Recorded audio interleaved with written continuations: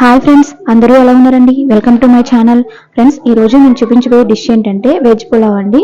Friends, veg పులావ్కి నేను ఒక లోటడ్ వరకు బియ్యం తీసుకున్నానండి. ఇవి బాస్మతి రైస్ కాదండి, సోనా మసూరి బియ్యం అండి. వెజ్ పులావ్కి కావాల్సిన పదార్థాలు: ఒక చిన్న క్యారెట్ని చిన్నగా కట్ చేసుకొని పెట్టుకోవాలి. అలాగే చిన్న బంగాళదుంపని ఇలాగా చిన్నగా కట్ చేసి పెట్టుకోవాలి. 2 బిర్యానీ ఆకులు, అలాగే దాల్చిన చెక్క చిన్న ముక్కండి, 4 లవంగాలు, 2 యాలకులండి. ఫ్రెండ్స్, ఇది నేను మా పిల్లల కోసం ప్రిపేర్ చేస్తున్నానండి. వాళ్ళు ఎక్కువ కారం తినరండి. ఇలాగా మీ పిల్లలు కూడా ఒకసారి ట్రై చేసి చూడండి, వాళ్ళు ఇష్టపడి తింటారు. ఫ్రెండ్స్, ఇప్పుడు వెజ్ పులావ్ని ఎలా ప్రిపేర్ చేయాలో చూద్దాం. ఫ్రెండ్స్, నేనైతే లోటడ్ బియ్యాన్ని ఒక గిన్నెలోకి వేసేసుకొని ఈ బియ్యాన్ని ఒకసారి 2 టైమ్స్ శుభ్రంగా వాష్ చేసేసుకొని పక్కన పెట్టుకోవాలి. ఫ్రెండ్స్, చూడండి, నేను బియ్యాన్ని కడిగేసుకున్నానండి. వీటిని వాటర్ లేకోకుండా మొత్తం వాటర్ అంతా వంచేసుకొని పక్కన పెట్టుకోవాలి. ఇప్పుడు వెజ్ పులావ్ని ఎలా ప్రిపేర్ చేయాలో చూద్దాం. ఫ్రెండ్స్, ఈ వెజ్ పులావ్ని నేను కుక్కర్లో ప్రిపేర్ చేస్తున్నానండి. కుక్కర్లో అయితే చాలా ఈజీగా సింపుల్గా ప్రిపేర్ అయిపోతుంది. అందుకోసం నేనైతే ముందుగానే కుక్కర్ గిన్నెని పెట్టేసాను స్టవ్ మీద. ఒక 2 స్పూన్స్ వరకు ఆయిల్ వేసుకోవాలి. ఫ్రెండ్స్, ఇది చాలా టేస్టీగా ఉంటుందండి.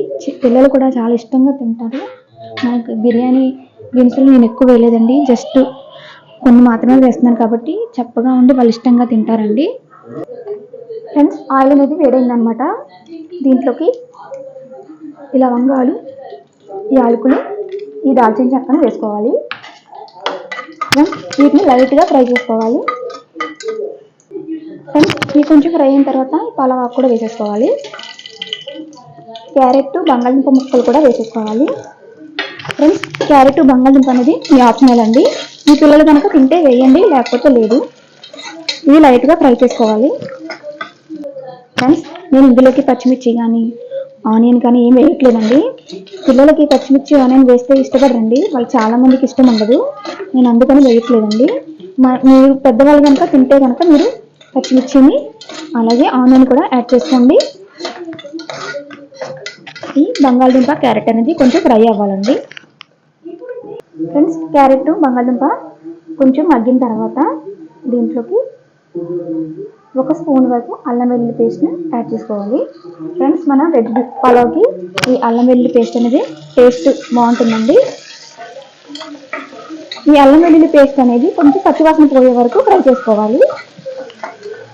ఫ్రెండ్స్, చూడండి, అల్లం వెల్లుల్లి కూడా కొంచెం పచ్చివాసన పోయే వరకు ఫ్రై అయిన తర్వాత మనం ముందుగానే కడిగి ఉంచుకున్న బియ్యాన్ని వాటర్ అంతా వంచేసుకొని ఇందులోకి వేసుకోవాలండి.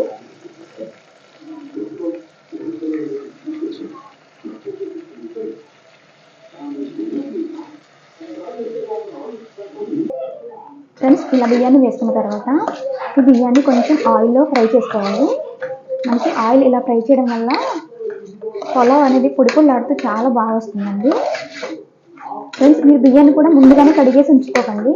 మనం పులావ్ ప్రిపేర్ చేసుకుని ముందుగానే బియ్యాన్ని కడిగి ఉంచుకోండి. లేకపోతే ఒక అరగంట ముందు, పావు గంట ముందు కడిగేసుకుంటే మనకి బాస్మతి బియ్యం కాదు కదండి, సోనా మసూరి కాబట్టి బియ్యం అనేది విరిగిపోయి ముక్కలుగా ఉండి పులావ్ అనేది నీట్గా ఉండదన్నమాట. నేను అందుకని ఇలాగా ప్రిపేర్ చేసే ముందే కడుగుతాను. మీరు కూడా అలాగే ఫాలో అవ్వండి. చూడండి ఫ్రెండ్స్, ఇప్పుడు మీడియం ఫ్లేమ్లో పెట్టుకొని కొంచెం మంట ఈ రైస్ కొంచెం ఫ్రై అవ్వాలి.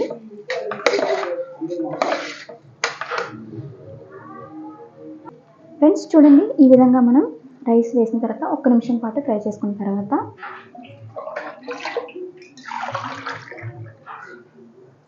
ఫ్రెండ్స్, నేను ఒక లోటాడు వరకు బియ్యం తీసుకున్నాను కాబట్టి ఒక లోటాడికి 2 లోటాల వరకు వాటర్ యాడ్ చేసుకోవాలి. చూడండి ఫ్రెండ్స్, ఇలా వేసేసుకున్న తర్వాత ఒకసారి బాగా కలుపుకొని దీంట్లోకి సాల్ట్ అనేది యాడ్ చేసుకోవాలి. ఫ్రెండ్స్, సాల్ట్ అనేది కరెక్ట్గా ఇప్పుడే చూసుకోవాలండి. మళ్ళీ మనకి బియ్యం అనేది ఉడికిన తర్వాత సాల్ట్ అనేది యాడ్ చేసుకోవడం కుదరదు అనమాట. వేసేసుకొని ఒకసారి మనం చూసుకోవాలి సరిపోయిందో లేదా అని. ఫ్రెండ్స్, చూడండి, ఉప్పు అనేది నాకు కరెక్ట్గా సరిపోయిందండి. ఇప్పుడు దీంట్లోకి చిటికెడు సాల్ట్, పసుపు వేసుకోవాలి. మంచి కలర్ వస్తుందండి పసుపు వేయడం వల్ల, అందుకే పసుపు వేసాను. ఫ్రెండ్స్, ఇది మనకి పిల్లలకి మార్నింగ్ లంచ్ ప్రిపేర్ చేసేటప్పుడు బాక్స్లోకి కానీ ఈవినింగ్ మనకి ఎప్పుడన్నా బిర్యానీ తినాలనిపించినప్పుడు ఫ్లేవర్ తోటి బాగుంటుందండి ఫ్రెండ్స్. ఇప్పుడు ఇక్కడ బాగా మిక్స్ చేసేసుకొని కుక్కర్ మూతకి రబ్బర్ పెట్టేసి రబ్బర్ సార్ చెక్ చేసుకోవాలండి. ఇప్పుడు మూత వేసేసుకొని విజిల్ పెట్టేసుకోవాలి ఫ్రెండ్స్. విజిల్స్ అనేవి 2 విజిల్స్ వచ్చిన తర్వాత స్టవ్ ఆఫ్ చేసుకోవాలండి. నేను 2 విజిల్స్ వచ్చి స్టవ్ ఆఫ్ చేసేసిన తర్వాత చల్లారిన తర్వాత మీకు చూపిస్తానండి ఫ్రెండ్స్. చూడండి కుక్కర్ 2 విజిల్స్ వచ్చేసిందండి, చల్లారిపోయింది. ఇప్పుడు విజిల్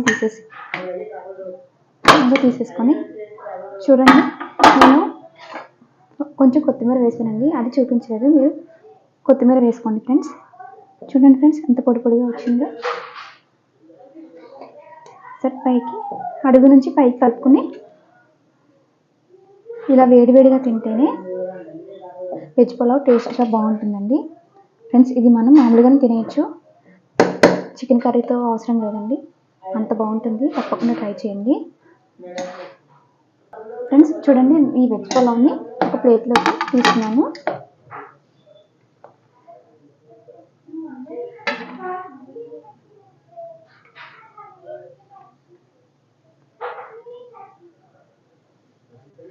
చూడండి ఈ విధంగా చాలా సింపుల్గా మనం వెజ్ పులావ్ అనేది ప్రిపేర్ చేసేసుకోవచ్చండి ఫ్రెండ్స్.